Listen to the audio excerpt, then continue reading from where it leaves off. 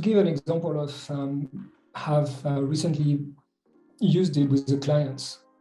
You know, fairly high-powered professional who came to see me because he had identified a deep loss of meaning and purpose in what he was doing. We started the first session, in fact, with a debrief of the PRI.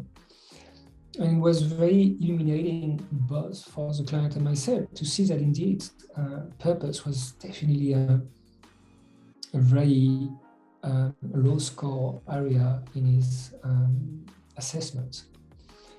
But the way the PRI is being constructed, which is very much aligned with HPA axis, we could see that his emotional regulation, which is mainly in the limbic system, was deeply deficient or with very, very low score.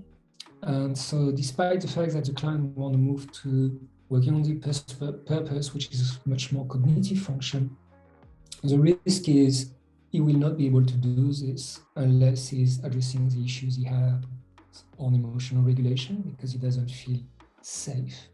So the value of the PRI was an eye-opener for the client, but also an education as to why the purpose would be probably something we look at later during the coaching trajectory, despite him being adamant that this is what he wanted to do first and foremost. And it placed the purpose in a wider context of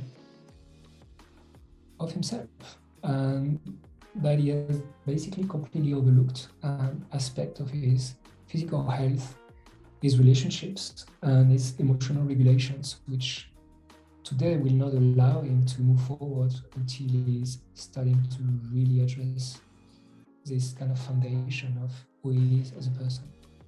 So it was a very powerful tool which shifted the client from a clear objective he had in mind to replace it into a much wider context and start to really look at himself in a much more holistic fashion and start where he really needs to start.